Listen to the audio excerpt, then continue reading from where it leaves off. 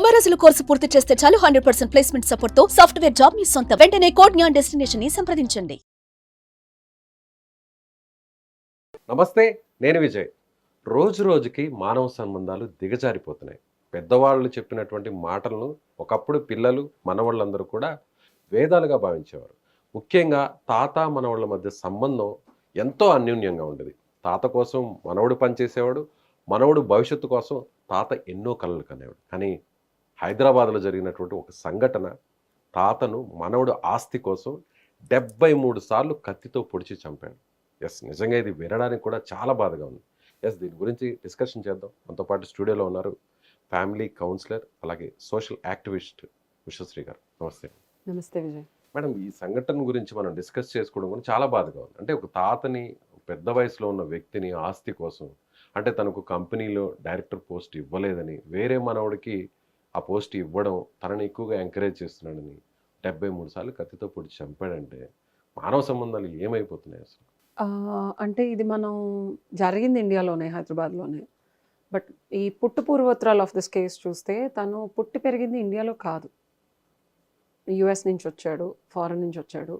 అంటే నేను ఒక 18 years బ్యాక్ అక్కడ వెళ్ళాను. అక్కడ టీనేజర్స్ ఎలా ఉంటారు, లేకపోతే అక్కడ ప్రవర్తన కానీ, చిన్నపిల్లలు అక్కడ పుట్టి అక్కడ సంస్కృతి సంప్రదాయాల్ని వద్దన్నా సరే అవి రుద్దబడతాయి. ఇండియన్స్ అయినా సరే బిడ్డ మనకి చూడటానికి ఇండియన్ లానే ఉంటాడు, అంత మనసుకి ఇంటో ఉంటుంది, అంతా ఉంటుంది. కానీ తన మెంటాలిటీ అవనివ్వండి, హావభావాలు అవనివ్వండి, లేకపోతే మానవ సంబంధాలు కానీ, వాళ్ళు ఆలోచించుకునే తీరు, ప్రవర్తించే పద్ధతి, ఇదంతా ఆ కల్చర్తో నిమిళీకృతమై ఉంటుంది. వద్దన్నా కాదన్నా బీజం మందైనా సరే పెరిగిన వృక్షం, వాతావరణం మార్పులు అక్కడ తిరిగినట్టు, అక్కడ పెరిగినట్టు, అక్కడ ఒదిగినట్టు, అక్కడ ఓదార్చినట్టు. అక్కడ ఎవరు ఓదార్చరు యాక్చువల్లీ. అక్కడ ఎలా అయితే ఉందో అలాంటి మెంటాలిటీయే వస్తుంది. అండ్ తినొచ్చి ఆల్మోస్ట్ ఒక 2018 అన్నారు. ఆ కేసు వింటే నాట్ మోర్ దాన్ 5-6 years. అక్కడ మానవ సంబంధాల కన్నా మిషన్స్లా పనిచేస్తాం. పొద్దున్న లెగిస్తే యూనో పరిగెడుతూనే ఉండాలి.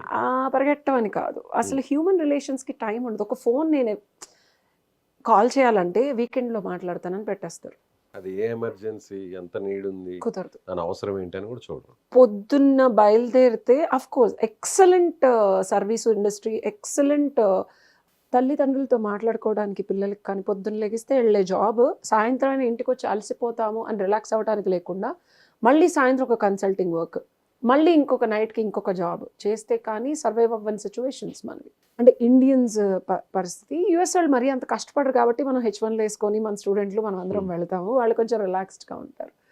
సో నేను చెప్పొచ్చేది ఏంటంటే, ఒక హ్యూమన్ రిలేషన్, ఒక తాత మనవడి సంబంధం అనేది అనుభూతి పొందటానికి, అనుభవం చేకూర్చడానికి సమయాన్ని కానీ ఆ సందర్భాన్ని కానీ ఎన్నిసార్లు ఇచ్చారు వాళ్ళ పేరెంట్స్ ఇతనికి అనేది ఒక క్వశ్చన్. అంటే ఈ సంఘటన మనం ఎప్పుడైనా నేను రూట్ కాజ్ అనేది వెతుకుతాను. Any case I'm also into advocacy. But irrespective of ఎవరు ఎలాంటి వాదనలు, ఇది దారుణం, ఇది అమానుషం అని, ఇలాంటి మనం అంతకుముందు కూడా చాలాసార్లు మనం మాట్లాడుకున్నాం పూర్వత్ర వీడియోస్లో. ఆ అబ్బాయి సైకాలజీ ఒకటి నా క్వశ్చన్ ఇక్కడ. అందరూ అనేది అతనికి ఏదో డైరెక్టర్షిప్ ఇవ్వలేదనో, ఇబ్బందికరమైన బిహేవియర్ ఉండటం వల్ల తాతగారు మందలింపు చర్యగా ఇంకొక అతన్ని డైరెక్టర్ చేయటమనో, ఆస్తి కోసమనో, first position, power and position, ఆ తర్వాత ఇద్దరి మధ్యలో వాగ్వివాదాలు జరిగి తల్లి కూడా ఉన్న సందర్భంలోనే జరిగింది ఇది. అంతేకాని తనేదో కొత్తగా వెళ్ళి ఆయన చంపాలని ప్లాన్, ఎందుకంటే కేసు హిస్టరీలో మనం ఇంటెన్షన్ చూస్తాం. Murder, this is not a murder, this is a unexpected కత్తిపోటు or whatever argument heat అవటం వల్ల ఎమోషన్స్ రేకెత్తిచ్చే కాన్వర్జేషన్స్ జరిగి సైకలాజికల్గా ఆ అబ్బాయి ఆత్మ, అంటే తన ఆత్మనూన్యత అవనివ్వండి, లేకపోతే తన క్యారెక్టర్ అసాసినేషన్ అవ్వండి, నువ్వు అలా తిరుగుతున్నావను పెద్దవాళ్ళు అంటారు మనకి ఇండియాలో. సో ఇక్కడ నేను చెప్పొచ్చే పాయింట్ ఏంటంటే, యుఎస్లో ఒక తండ్రి కానీ ఒక తల్లి కానీ బిడ్డని తిట్టినా కొట్టిన మనకి 911 ఉంది, అక్కడ 100కి ఫోన్ చేయమంటారు. చిన్నప్పటి నుంచి ఒకళ్ళు అరవటం కానీ ఒకళ్ళు తిట్టడం కానీ, నువ్వు ఎవరన్నా అమ్మాయికి, ఇప్పుడు నాకే ఒక కొడుకు ఉన్నాడు ఎగ్జాంపుల్, 13 ఏళ్ళకి నేను గర్ల్ ఫ్రెండ్తో బయటకు వెళ్తున్నాను అంటే చెప్పించి కొడేస్తారు ఇక్కడైతే, మామూలుగా మన ఇండియన్ కల్చర్ అయితే. ఎగ్జాంపుల్ ఇదే ఫారెన్లో అనుకోండి, Hmm. మీరు వాడికి ఎదురు చెప్పకూడదు.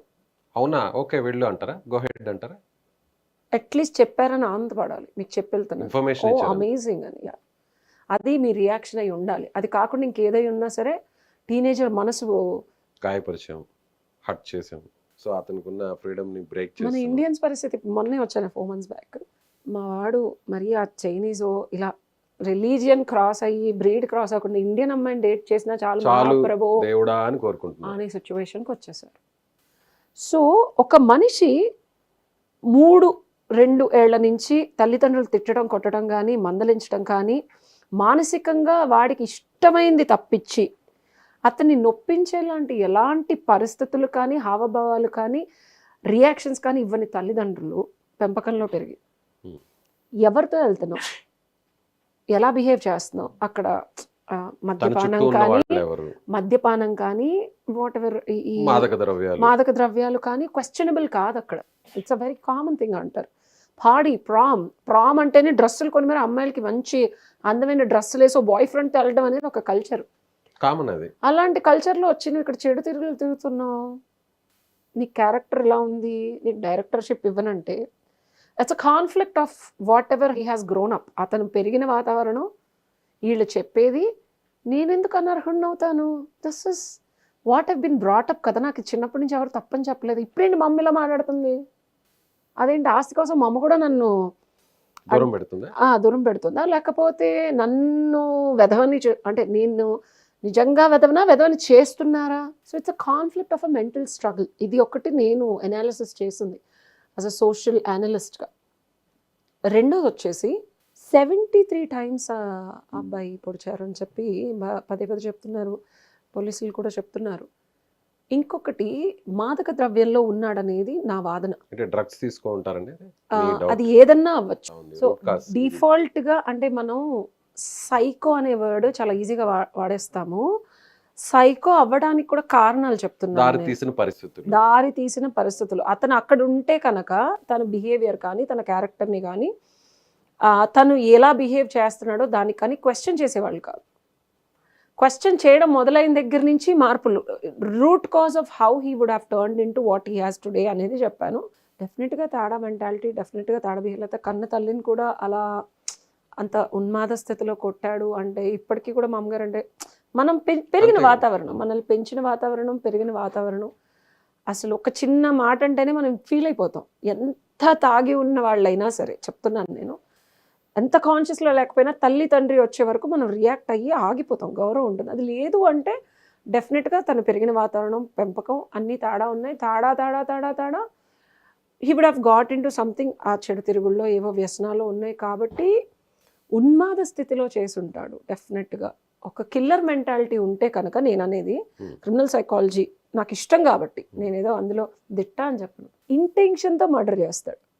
ప్లాన్ చేసి తనకి ఇవ్వలేదు కాబట్టి తాతగారిని ఏదో రకంగా చంపాలి, సైకో కిల్లర్ అయితే అది చేస్తాడు. నేను ఇక్కడ అందుకనే సైకో కిల్లర్ అన్న మాట కానీ అది ఎక్కువగా నేను దాన్ని ప్రశంసించట్లేదు, ఒత్తిడి చేయట్లేదు. ఎందుకంటే సిచ్యువేషన్స్కి తగ్గట్టు వాగ్వివాదంలో జరిగిన ఒక అనుకోని సంఘటనల వల్ల వచ్చిన అవుట్పుట్ ఇది తప్పించి ఇంటెన్షనల్గా కిల్ చేయాలని అనుకున్నాడనేది కాదు అనేది ఈ సందర్భాన్ని బట్టి నేను చెప్పేది అంతే. సో అతని మైండ్లో, సో అతను పెరిగిన వాతావరణం, అసలు నేను చేసే తప్పు ఎందుకని, సో ఇలా నేను చెడు వ్యసనాలతో తిరిగితే తప్పేంటి, అక్కడ లేని తప్పు ఇక్కడ ఎందుకు వస్తుంది, సో నన్ను ఎందుకు బ్లేమ్ చేస్తున్నాను, చేస్తున్నాను, నాకెందుకు ఇవ్వలేదు, వేరే వాళ్ళు ఫిట్ అయ్యారు, నేను నన్ను ఎందుకు అంటే అదుంటేనే మంచా, మరి అదుంటేనే మంచి అంటే మరి అమెరికా మొత్తం ఇంత తేడాగా ఉంది కదా, ఎక్కడ నేను చేసే తప్పేంటి అని క్వశ్చన్ గట్టిగా రేస్ చేసి ఉంటాడు. ఇప్పుడు తాతగారు వాళ్ళు మనమే, ఇప్పుడు మనల్నే చుప్పనాతిలా మాట్లాడుతున్నాను నన్నే అంటారు. ఇప్పుడు నా ఏజ్, ఆయన నాకన్నా చాలా పెద్ద ఆయన, పెద్దవాళ్ళు. సో వాళ్ళు చెప్పేది అసలు ఇతనికి ఫిట్ రియాలిటీ, అంటే వాళ్ళ టైంకి ఇతని టైంకి, వాళ్ళ జనరేషన్కి ఇతను పెరిగిన రియాలిటీలో ఈయన చెప్పేదానికి ఎక్కడ ఫిట్టింగ్ లేదు కాబట్టి అర్థం కాలేదు తనకి. సో ఇదంతా కూడా మెయిన్ కారణం రూట్ కాజ్లో చూస్తే అతను పెరిగిన వాతావరణం, అతని చుట్టుపక్కల ఉన్న పరిస్థితులే ఈ స్థాయికి దారితీస్తాయి. అలా అన్నప్పుడు ఇతన్ని ఇక్కడ ఇండియాలో పెంచనో లేకపోతే వచ్చి వెళ్తూ ఉండుంటారేమో కానీ బట్ ఆ రిలేషన్షిప్ కూడా కనిపించట్లేదు నాకు. తాతామని రిలేషన్షిప్, అది వాత్సల్యం కానీ ప్రేమ కానీ ఆ కనెక్ట్ కానీ ఎక్కడున్నా ఈ అబ్బాయి అలా బిహేవ్ చేయడు, అది కూడా క్రియేట్ అవ్వలేదు. ఏదో పుట్టుకి మనవడ అయ్యున్నప్పటికీ నిన్ని Hmm. ఆ రిలేషన్షిప్ కానీ, ఆ బంధం కానీ, ఆ కమిట్మెంట్ కానీ, ఆ కమ్యూనికేషన్ కానీ వీళ్ళ మధ్యలో లేదు. రైట్. కాబట్టే ఇది జరిగింది. ఓకే అండి. అది పెంచాల్సిన బాధ్యత తల్లిదండ్రులది. పెరిగిన విధానం ఎలా ఉన్నా సరే పెంచే బాధ్యత మన తల్లిదండ్రులది 100%. మొక్కై వంగంది మానై వంగుద్దా Yes, అంటారు. exactly. అదే జరిగింది. రైట్. ఇది ఉషశ్రీ గారు చెప్తున్నట్టుగా సో మొక్కై వంగంది మానై వంగదు అనేటువంటి ప్రతి ఒక్కరు కూడా ఈ అంశాన్ని పరిగణలోకి తీసుకోవాలి తల్లిదండ్రులు. ఎందుకంటే విదేశాల్లో పెరుగుతున్నటువంటి చాలామంది ఉద్యోగరీత్యా చదువురీత్యా విదేశాల్లోకి వెళ్తున్న వారు అక్కడ నాగరికతకు అక్కడ ఉన్నటువంటి పరిస్థితులకు తగ్గట్టుగా మారిపోతున్నారు. కాబట్టి ఇలాంటి సంఘటనలు జరుగుతున్నాయి. నిజంగా తాత మనవడి మధ్య ఆ బాండింగ్ ఉంటే, నిజంగా ఆ వాత్సల్యం ఉంటే, ఆ ప్రేమ అభిమానం ఉంటే ఇలాంటి ఘటనకు దారి తీదని చెప్తున్నారు. కాబట్టి తల్లిదండ్రులు ఇలాంటి విషయాల్లో కొంత అలర్ట్గా ఉండాలి. బయట దేశాలకు వెళ్ళినప్పుడు అక్కడ పిల్లల పరిస్థితులను కూడా ఎప్పటికప్పుడు తెలుసుకోవాలని ఉషశ్రీ గారు చెప్తున్నారు. Thank you so much.